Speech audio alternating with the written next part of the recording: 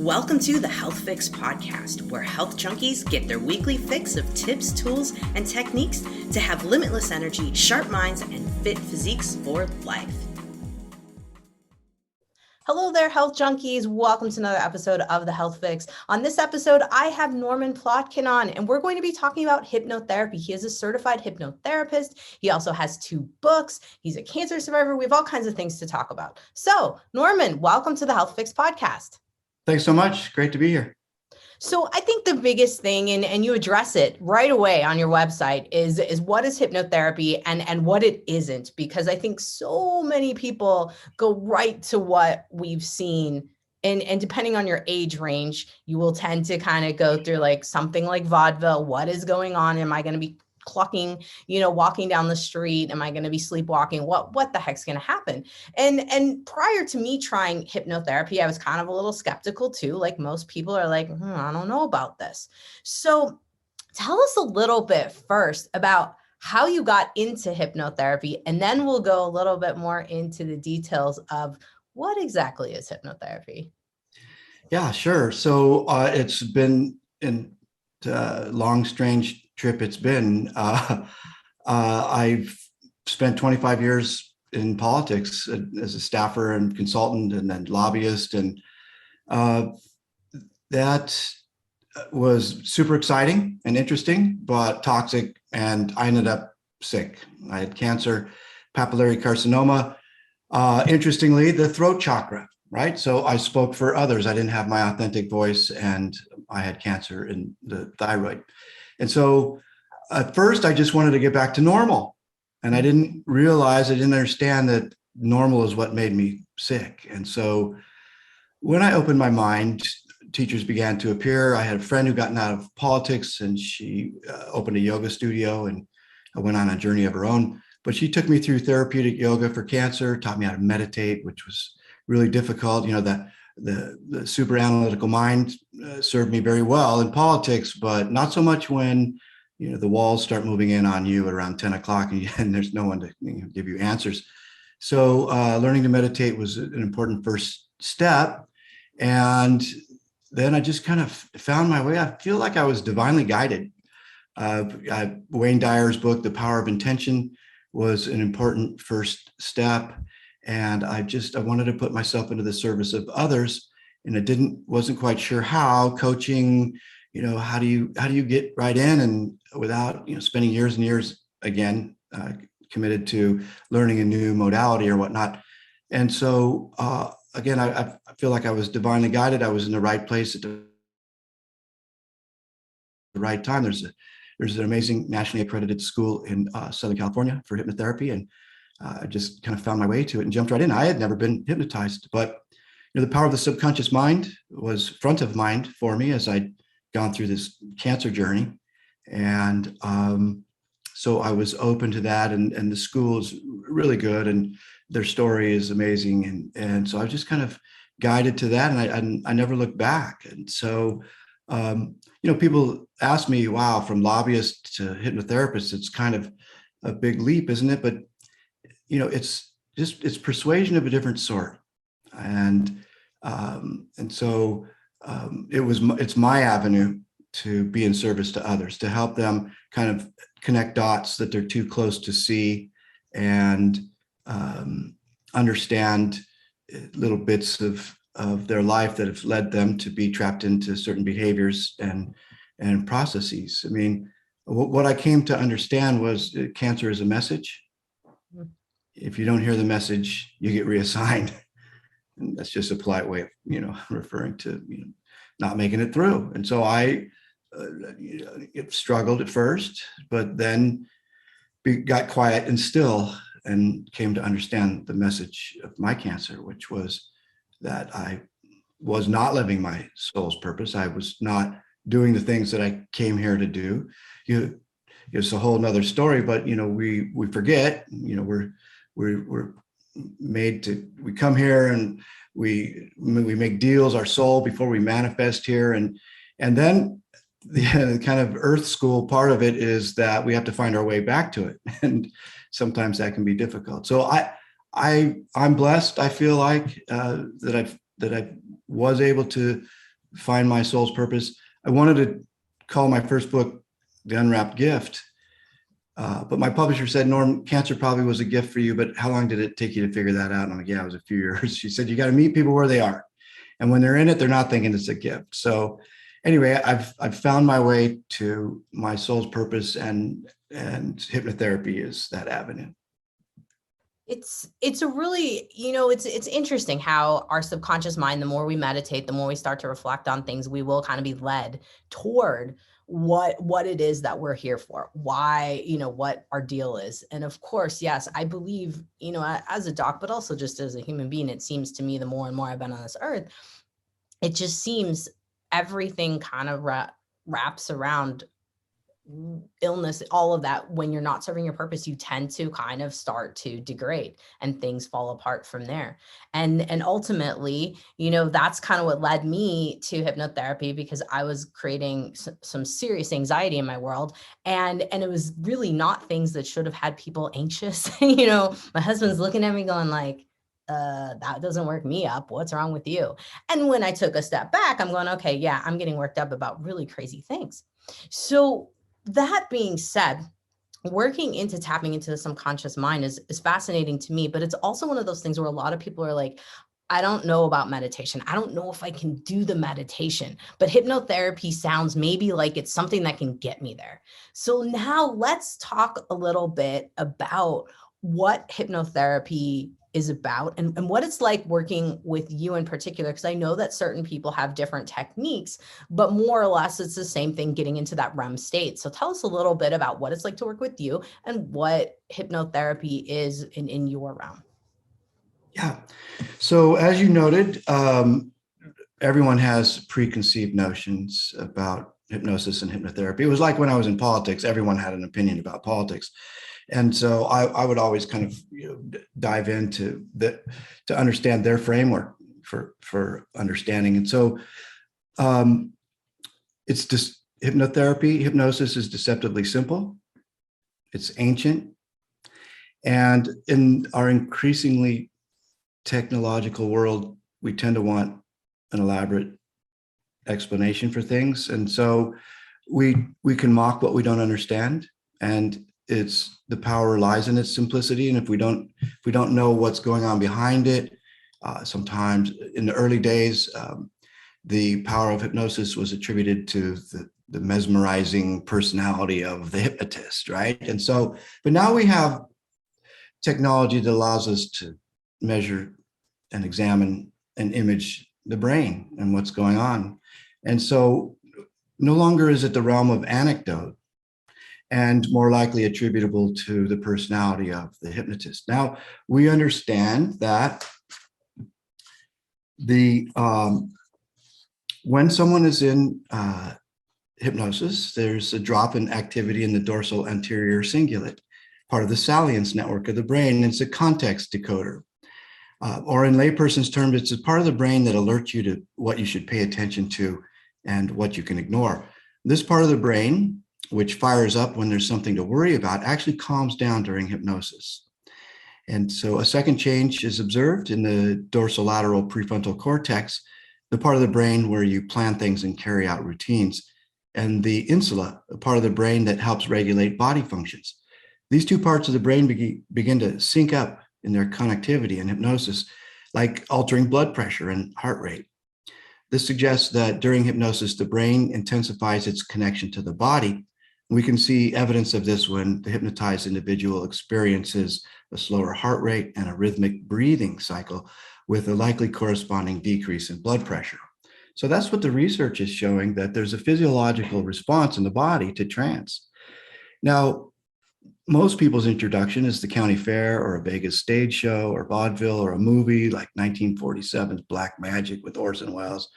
Look into my eyes, and everybody's seen the pocket watch. And, eye fascination is one way in. I don't use eye fascination. And I don't deep sleep, make people fall over out of their chair. Although I have colleagues who I went to school with, they do that. It has its place. It's entertainment, and but it also, creates in the minds of many mystery and apprehension. And so hypnosis is a natural state that we go into every day.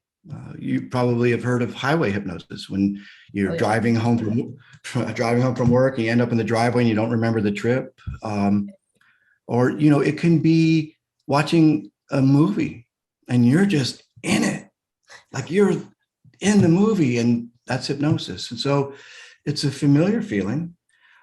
Most of the time people, after their the first session is always just an introduction, because you're going to be guarded. You're going to bring all these preconceived notions. People fear that it's a loss of control. So in my pre-induction speech, I'm always reassuring them that it's not a loss of control. If something made you uncomfortable, you could open your eyes and stop at any moment. You won't, because it's one of the most relaxing experiences you'll ever have, but you could if you needed to. And that's important to understand, because loss of control is the biggest fear of everyone. And so the other preconceived notion is that they're going to blab all the deepest, darkest secrets. And I just reassure them that no, in the cognitive portion, you need to tell me all that, because that's how I'm going to be able to help you, right? And so, and we have confidentiality. It's a privileged conversation that is carried on. And so it's the information is safe, but it's sifting through the sands of your experience that we find the nuggets that have become kind of chinks in your programming. And from 0 to 8, you're in hypnosis. You're very literal, and you are suggestible, and that's when your programming is being laid down. You mirror and match those in your sphere of influence, and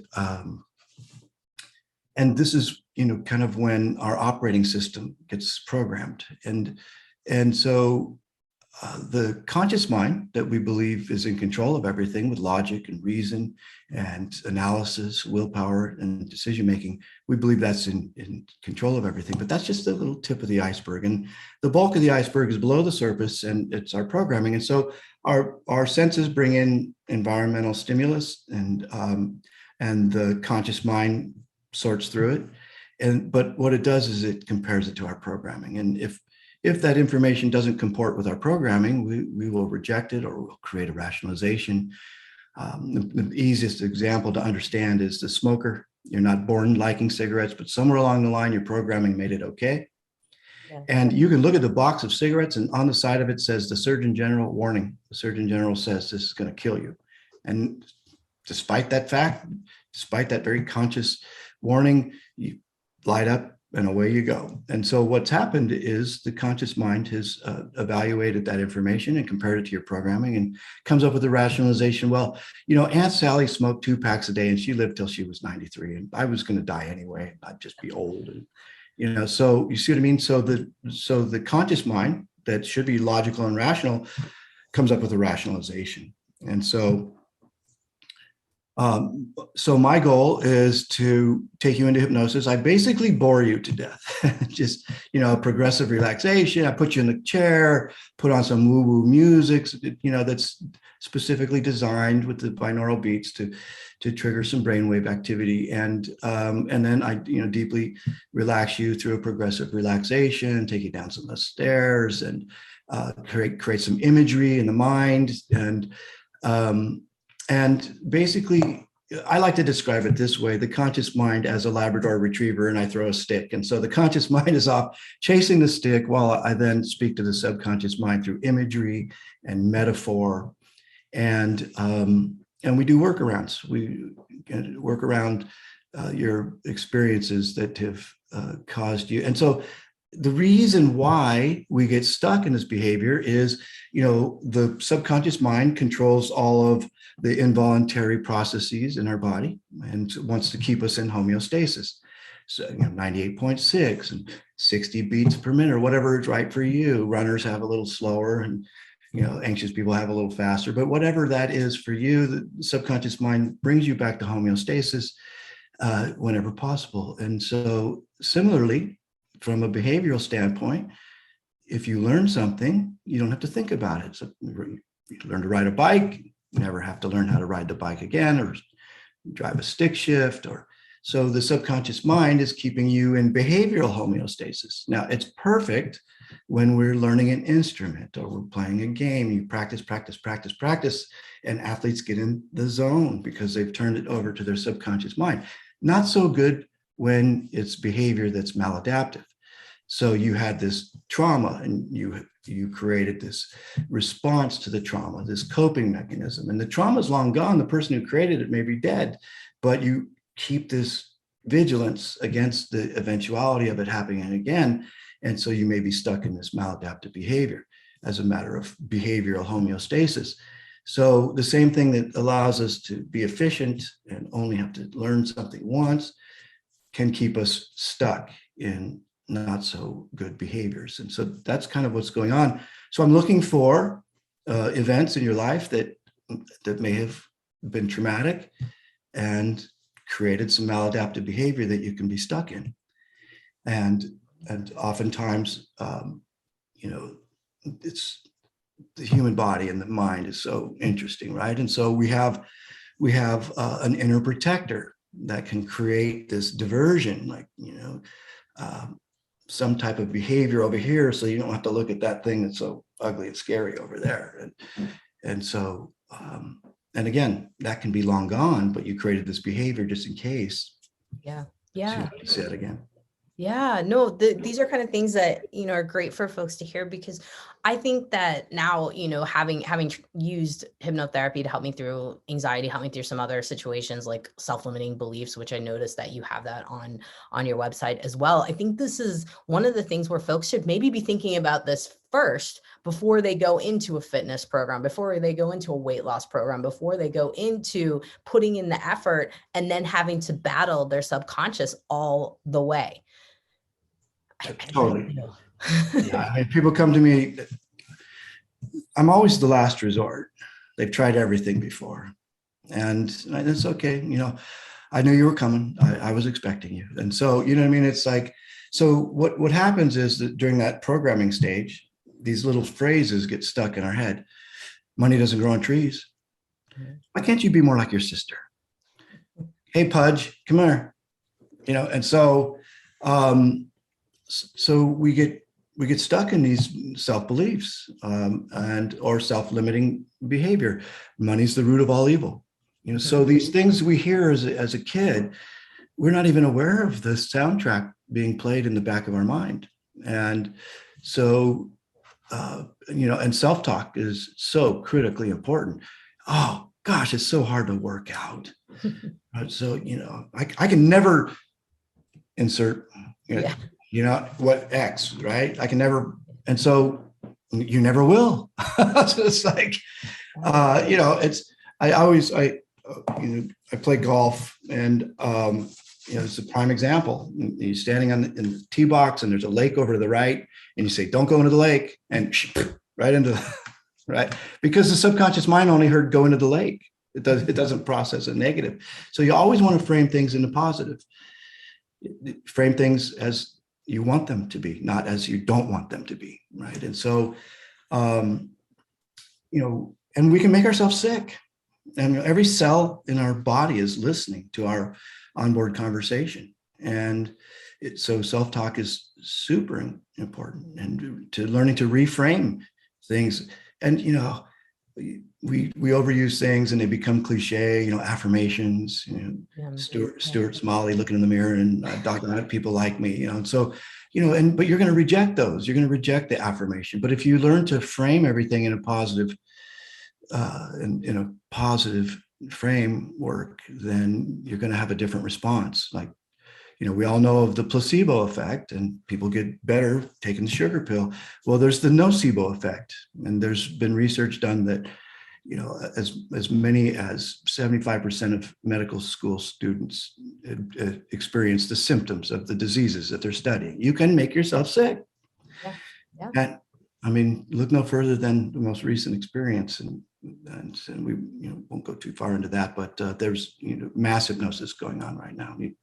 People are told that they should be sick, and so they're sick. So at any rate, it's we have far more influence in our world than we believe, but Carolyn Meese was another teacher that showed up for me. The Anatomy of the Spirit was a great book, and she's there's YouTube videos of her talking on lectures about why we don't heal.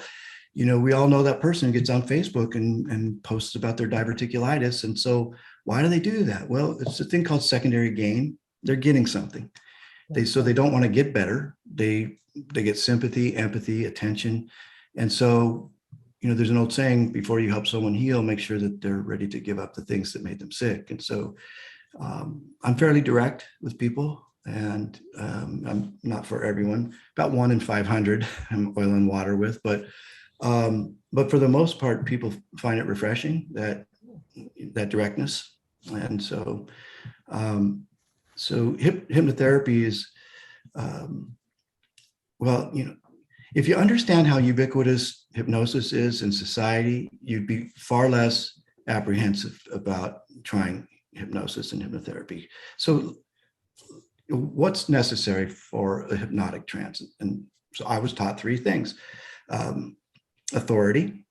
You can see my authority on the wall behind, right? The doctrine of the paradigm, which is, the bits, the story that behind it.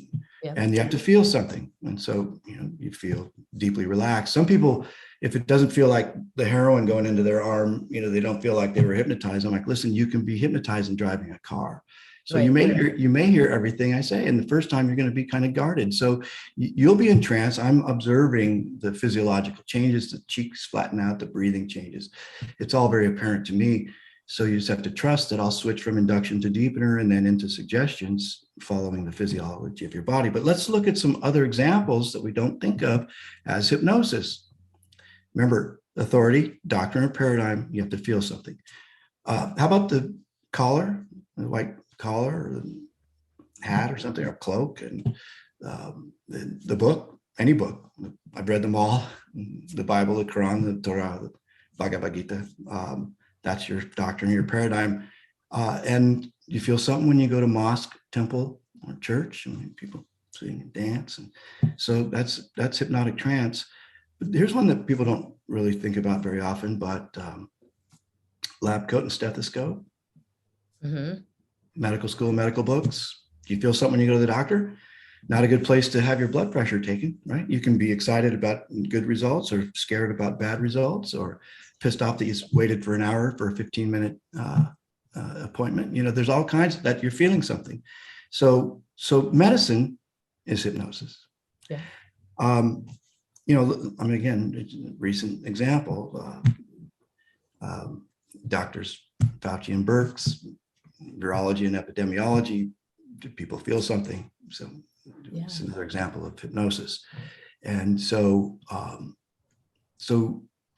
it's really not something to be fearful of, since we go into it all the time.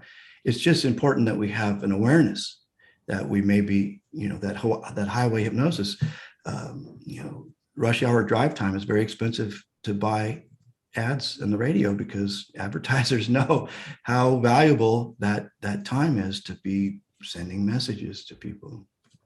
Sure. No, it makes perfect sense. It makes perfect sense. One of the things I think about with hypnosis and kind of the experience that folks are looking for, because obviously we want to feel something, we want to, go into it having a mission. I think for a lot of people, what they're like is like, okay, I go into hypnosis, right? I get into this state, and we're going to talk about things. We're going to try to explore kind of where life took its path to create this subconscious belief that I'm trying to undo, whatever it may be, or this behavior, habit, whatever. Then they're like, okay, after that, what do I do? How does it work? Do I work on homework where I self-hypnotize daily? Do I, have affirmations? Tell us a little bit about what's the homework in between, and how many sessions do folks typically need? Yeah. Okay. So severity and duration are the 2 biggest factors. How long have you had it, and how bad is it? Those dictate. I sell 3, 6, and 12 session packages, and I incentivize you to do the work. So the per session breaks down less expensive if you buy the bigger package. But it really depends on, and I don't try and oversell it, but the consultation is going to dictate kind of what that requires. I have people who come to me after 9 years of psychoanalysis. I'm like, didn't you wonder about year 3 if this was working for you? So, so, so typically I can help people in three, 6, or 12 sessions. Although I'm starting a maintenance program because I do have like wound up lawyers who come in once a month just because it's the only time they can relax. Or, people who have events in their life. I had a CHP lieutenant who's testing for captain and he failed the first time. And so he came in to, help him pass that captain's test. Yeah. And so as you have different events in your life, you're coming up for some big thing, a big presentation, people have to fly, so there is benefit to ongoing mindset. So usually, I audio record the sessions and give access to that recording to the client. And so they can listen to it 2 or 3 times in between sessions. The smokers have homework. They have to change brands, change hands, change location, and then between week 1 and 2, and then between week 2 and 3, they have to break them in half and smoke the last half down to the filters. Wow. So it burns their lip a little bit. So the smokers definitely have homework. Most people, they're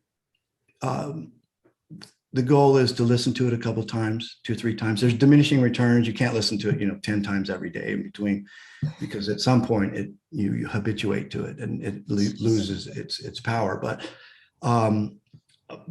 all hypnosis is self-hypnosis. And so I try and teach people that, you can get in a quiet, darkened place, sit back and recline, count yourself down a staircase and allow yourself to deeply relax, slow your breathing, and then begin to visualize, conversation with your higher self sitting on a bench under a tree in a park. And what would your higher self tell you? And then just be quiet and listen. Or you can script it out and record it and play it back for yourself. So, these are things that people can do in between, because we're very suggestible to ourselves. And so if we write down what we want, and if we, you've done it a number of times and you understand that it's just a relaxation process, and that you once you're relaxed and your guard is down, then you can advance into that zone where the suggestions are going to be taken up by your subconscious mind, and you can write your own little script and record it and play it back to yourself. So a common misconception is that there's going to be dialogue and stuff. It's usually no dialogue. It's unless I do past life regression, in which case I'm asking people to describe, which I have to take them deeper than normal. There are 3 stages of hypnosis. There's hypnoidal, which is the drive time. Then there's catalepsy, which is more like the dream state, and your hands and feet will go to sleep. And then there's somnambulism, which is characterized by amnesia usually, and that's the deep state. That's the stage stuff where you put them in somnambulism. And they're looking for somnambulists, by the way. They're looking for people in the crowd who are, easily suggestible. But Wow. And so I work in catalepsy, so it's kind of like conscious sedation,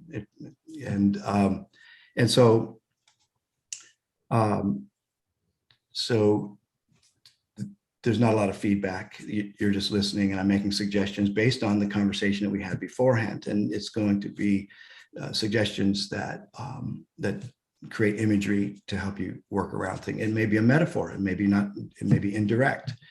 And whatnot. Yeah. So you're like the guide wall. I mean, and this is kind of what I experienced when I've done hypnosis in the past, is you're the guide. You talk beforehand with the individual about what they want, their goals, etc. And then once you get them into that cataleptic type of state, you're going to guide them towards what might have been this provoking factor. What's the subconscious saying? It's more or less a guide to your subconscious. More. Yeah. So that's why the cognitive conversation is really important. And then I really need to elicit and reflectively listen to your experiences. I had a client, she was 77, and she had mast cell disease, Lyme disease, she couldn't leave the house, her family couldn't visit her. She was trapped. Wow. And so, I was questioning her. She had a hard life. She grew up on the wrong side of the tracks, married an abusive man, alcohol and abuse, and loveless marriage and whatnot. And so, so I'm just trying to break this down. I'm looking, obviously those are some key factors, but it wasn't really, I was looking for something more here, something that, kind of causes. I said, well, what happened first? She said, well, Lyme disease. I said, what was going on in your life then? She goes, well, I was at a ball game. I said, no, I'm not asking you when you think you got bit by a tick. I'm asking you what was going on in your life then. And she hemmed and hawed, and I pressed her and pressed her and pressed her. And finally, she said, I had an affair. I'm like, okay, are you Catholic? I said, did you ask the priest for forgiveness? Did you ask God? I said, well, I'm pretty sure God says if you ask for forgiveness, you're forgiven, but you haven't forgiven yourself. She had locked herself in this prison of guilt, shame, and blame, and she somatized all of that into her body, and it became this. And so when we were able to work through, I've helped others with other autoimmune conditions where it's a people somatize their emotions into their body, and it becomes illness in some form or fashion. And where the illness is, there's a spiritual aspect. There's also, it's very telling, where are they carrying their illness? And I look no further than my own throat chakra, right? Yeah. Yeah, no, it's very fascinating to start looking through, all of the different areas where things manifest, all of the feelings that go with that. I a lot of times I will find, I mean, it's not even a lot of times, 9 times out of 10, there is some underlying cause, and probably 10 times out of 10, but the 9 one, there just happened to be something, the one person out of it, we found something consistent. But no, Right. it is a thing. It's impressive how our subconscious mind is incredibly powerful to create these things. Now, of course, the big takeaway from this podcast that I wanted folks to really get was that you can have a guide to help you to your subconscious mind. Because I think for a lot of us, it's overwhelming to think, how can we tap into our subconscious mind? You see all these books, but the reality of getting in there, I find in my practice and helping folks in this realm that it's hard to do this. And that's where hypnosis really does come in to help us with it. Well, that's right. You're too close to see the dots that I'm able to connect. The same thing that made me a great analyst and consultant and lobbyist was I'm a dot connector. I see these connections, and now I always listen. As a lobbyist, I listened in order to, come up with a pithy response, right? And so now I listen reflectively to understand, and people will tell me, and I'll never forget, I got sued by my neighbor one time because I built this fort for my son, and it was in violation of nothing. But watching my attorney in a deposition was one of the most instructive things I've ever done. And so now he had this very demure demeanor, right? And he, very non-threateningly was able to elicit all kinds of information from the other parties. And so I take that kind of, he's always in my mind, and I always just kind of, and then what, and so I just kind of draw out of them, and I'll hear something and I'll pursue that line of questioning, and I'll get to the bottom of things. And that's the biggest thing where people are unable to make Joseph Murphy and the Power of the Subconscious Mind work for them. They're too close to see the events in their life that led to the conditions that they're suffering from now. It's so true. It's so true. So I'm guessing that in your book, you're talking about this as well in the Mastermind, Master Life book. Yes. I want people to know about what it really is and the power of it and what you can achieve with it. And so Mastermind, Master Life is about, what is it? What's the history? What does science say about it? We started off with a little bit of that. And how can you use it in your life? And so I really, it's an attempt to make it approachable for people. That's huge. That's huge. Because, I think the biggest factor that so many people have is trying to really weed out, like, okay, how much of this do I need to do? How much effort do I need to put? Obviously, we're all going to seek the least amount of effort to get the most amount of, results. And so there's that whole concept with books and things of that nature.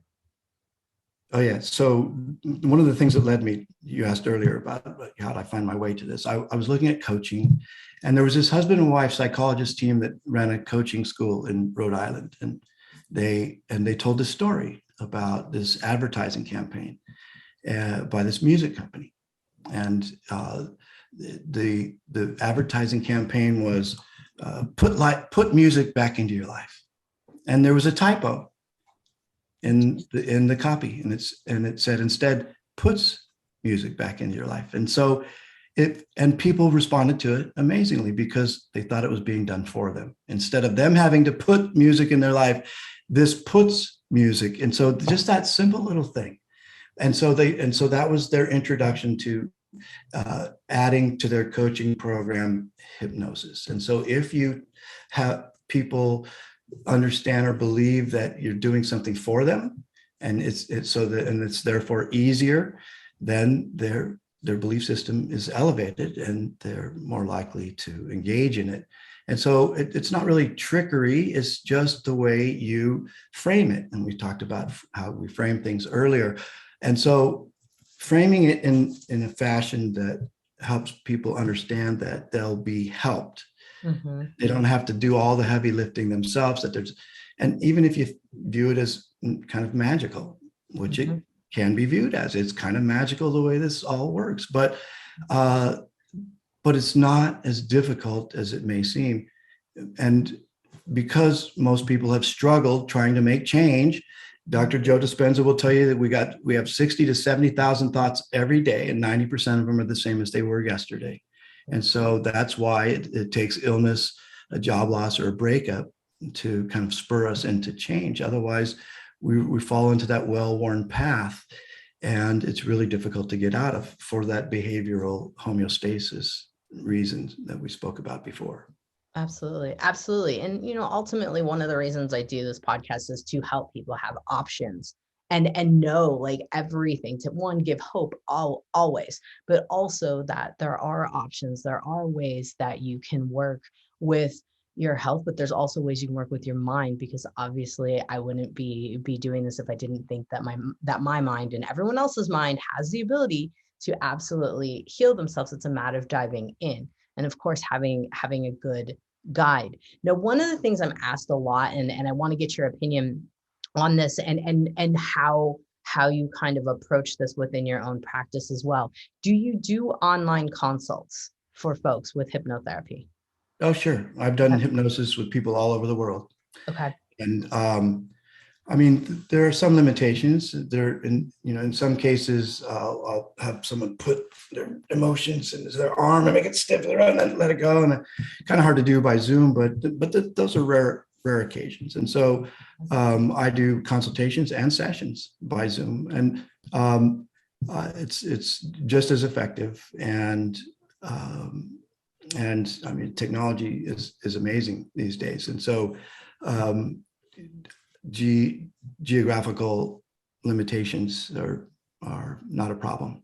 And again, I mean, I've as far away as Australia and New Zealand and England, and Canada, that I've done sessions with people.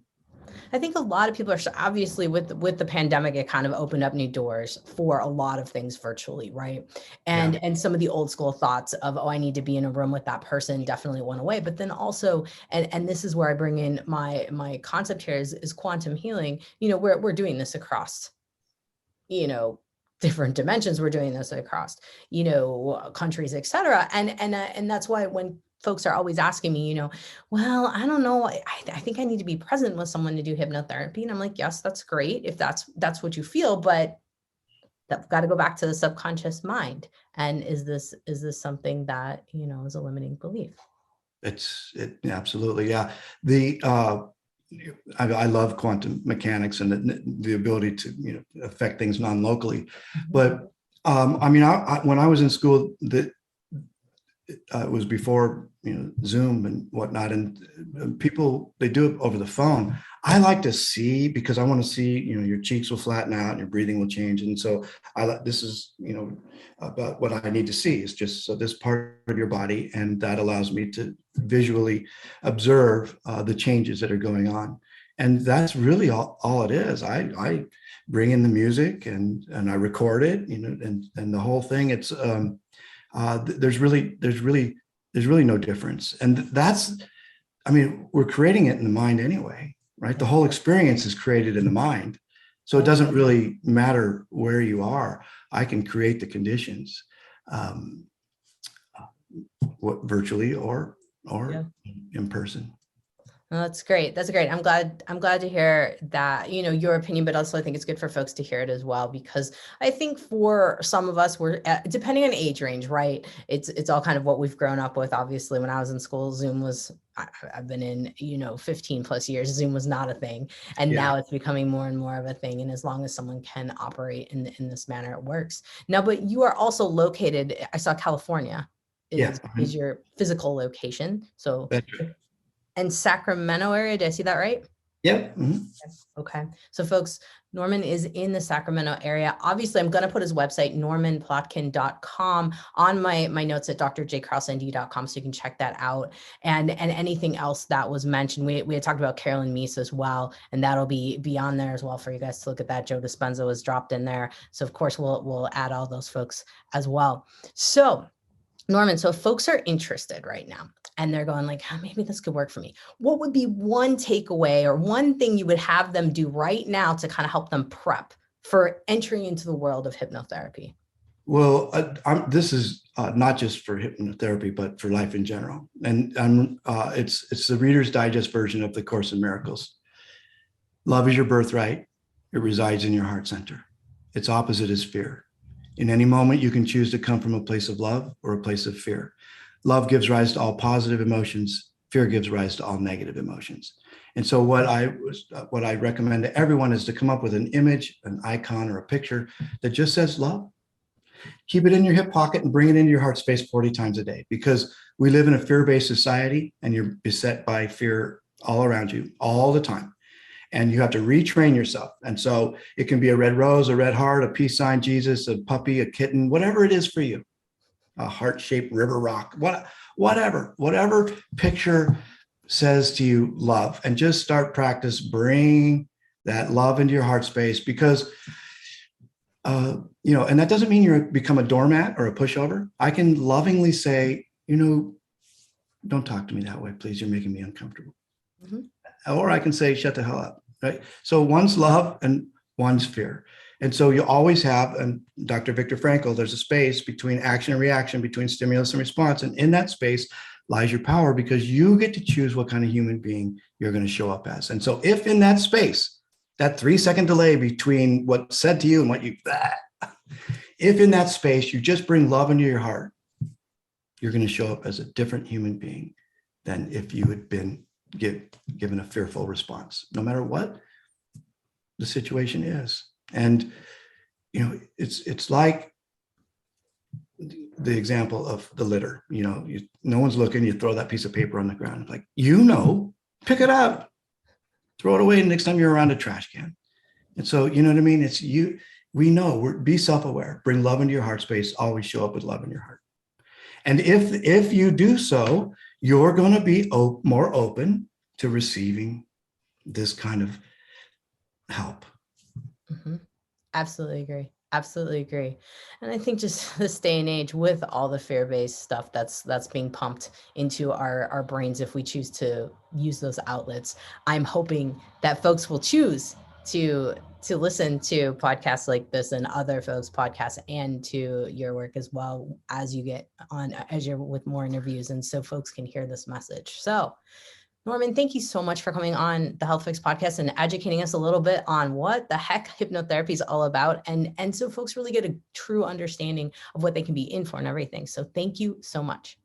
My pleasure.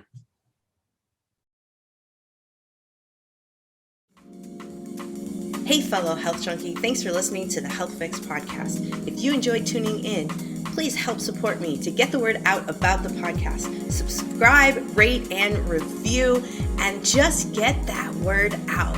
Thanks again for listening.